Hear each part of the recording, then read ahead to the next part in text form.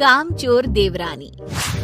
एक बार की बात है, सुषमा अपने पूरे परिवार के साथ खुशी खुशी मोहन नगर में रहती थी।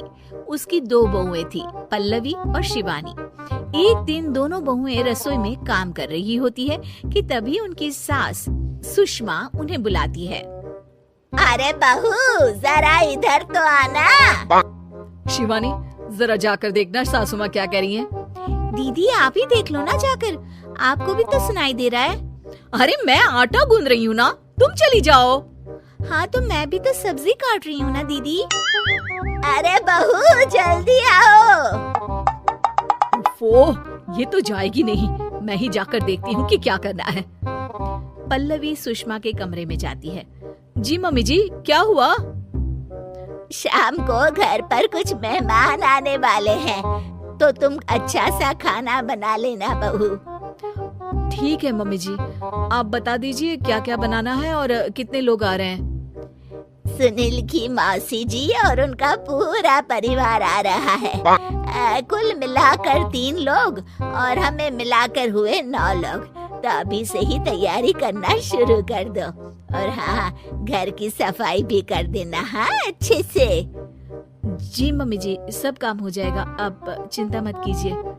पल्लवी शिवानी को घर में मेहमान आने वाले हैं इसके बारे में बताती है। क्या 9 लोगों का खाना बनाना होगा, घर की सफाई करनी है?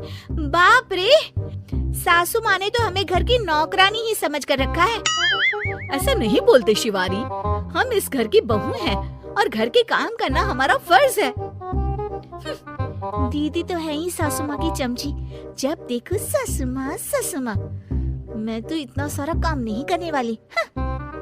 शिवानी कपड़े लेकर गमला साफ कर रही होती है और चक्कर आने का नाटक करने लगती है। मेरा सर चकरा रहा है। तभी वहाँ पल्लवी और सासू माँ जाते हैं। अरे बहू, क्या हो गया तुम्हें? मम्मी जी, बहुत तेज सर में दर्द हो रहा है। तुम एक काम करो शिवानी, आराम कर लो। नहीं दीदी, घर में मेहमान आने वाले हैं, मुझे आपकी मदद करनी चाहिए। अरे कोई बात नहीं शिवानी, तुम आराम कर लो, मैं सब काम कर लूंगी। ठीक है दीदी, अगर आप इतना कह रही हैं तो आराम कर लेती हूँ। शिवानी आराम से अपने कमरे में मैगजीन पढ़ रही होती है। इसे कहते हैं आराम की जिंदगी। इतना सारा काम। चलो सारा काम खत्म हो गया, शिवानी को देख आती हूँ। शिवानी अपने कमरे में ईयरफोन में गाने सुनते सुनते सो जाती है और उसके साइड में मैगजीन भी रखी होती है। पल्लवी वहाँ आ जाती है और वो सब देखती है। ओहो, तो मतलब सब काम चोरी का बहाना था। अभी बताती हूँ इसको। घर का सारा काम मुझे करना पड़ा और ये महारानी यहाँ मैगजीन पढ़ रही है, गाने सुन रही है। पल्लवी रसोई से एक प्लेट और चम्मच लेकर आती है और शिवानी को थाली बजाकर उठाने लगती है। शिवानी अचानक से उठती है। उठ गई महारानी, गाने भी सुन लिए, मैगजीन भी पढ़ ली। तुम तो बहुत बड़ी झूठी निकली शिवानी। तुमने सर दर्द का बहाना बनाया ताकि काम करने से बच सको। हाँ बनाया बहाना, तो क्या करती, इतने सारे काम करती। मुझे कोई शौक नहीं है चापलूसी का। क्या चापलूसी? तुम्हें लगता है कि मैं सारे काम चापलूसी के लिए कर रही हूँ? और नहीं तो क्या। तभी वहाँ सासू माँ आ जाती हैं। अरे बहू, वो लोग बस आने ही वाले हैं, तुम तैयारियां कर लो। जी सासू माँ, तुझे तो मैं बाद में देखती हूँ। सब खाना खाने बैठते हैं और खाना शुरू करते हैं। तभी सुनील की मौसी बोलती है। वाह भाई वाह, खाना तो बहुत ही अच्छा बना है सुषमा जी, एक एक चीज में क्या स्वाद है। ये सुनकर शिवानी मुंह बना लेती है। उसे अपनी जेठानी की इतनी तारीफ रास नहीं आती। आपकी बहुएं तो बहुत ही अच्छा खाना बनाती हैं। हाँ बनाती तो दोनों ही अच्छा है, पर आज ना ये सारा खाना बड़ी बहू ने बनाया है।